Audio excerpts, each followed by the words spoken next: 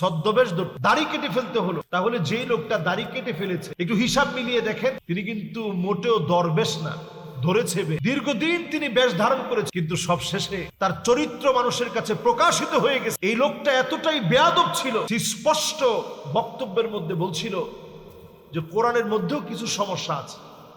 নাউযু বিল্লাহি মিন যালিক।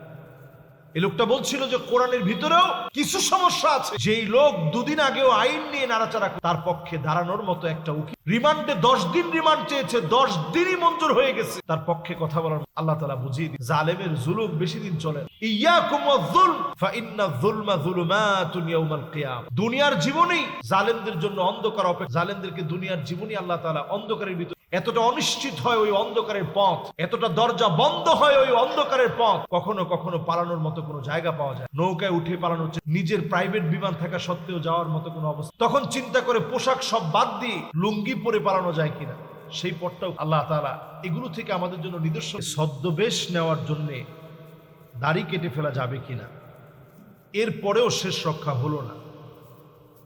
আমরা বাংলাদেশে অল্প কিছুদিনের ব্যবধানে নতুন কত কি আমরা দেখছি, কয়জন এগুলো থেকে আমরা শিক্ষা নিচ্ছি। হাজার হাজার কোটি টাকা থাকার পরেও তার শেষ রক্ষা হচ্ছে না। মুখের দাড়ি কেটে পর্যন্ত ছদ্মবেশ ধারণ করা হচ্ছে, তারপরেও বাঁচার উপায় নেই। জালেমদেরকে আল্লাহ রাব্বুল আলামিন যখন পাকড়াও করেন, ইন্না বাতশা রাব্বিকা লাশাদীদ, এই পাকড়াওটা বড় কঠিন হয়। আল্লাহর পাকড়াওটা বড় কঠিন হয়। আল্লাহ তাআলা জালেমদেরকে ঢিল দিতে দিতে দিতে দিতে শেষে এসে যখন পাকড়াও করেন, চতুর্দিক থেকে পৃথিবী প্রশস্ত হওয়া সত্ত্বেও তাদের জন্য সংকীর্ণ হয়ে যায়।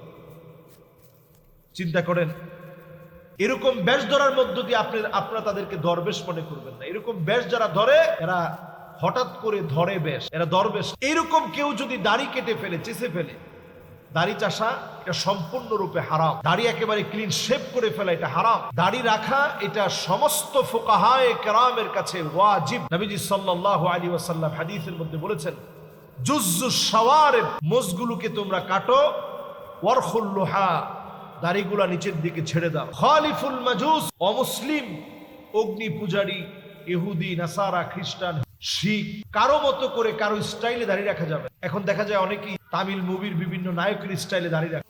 আপনি দেখলে মনে করবেন বিশাল তো দরবেশ, আসলে সেও কিন্তু ধরেছে বেশটা হঠাৎ করে ধরেছে। এই জাতীয় দাড়ি কিন্তু রাখা যাবে না। দাড়ি রাখতে হবে নবীজি সাল্লাল্লাহু আলাইহি সাল্লামের সুন্নাহ অনুযায়ী।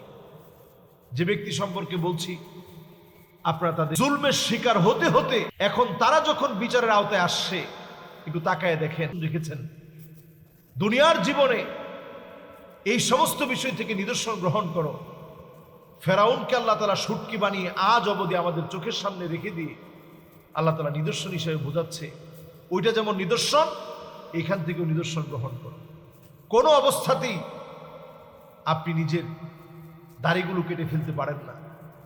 আপনি আপনার ইসলামকে বিসর্জন দিতে পারেন না।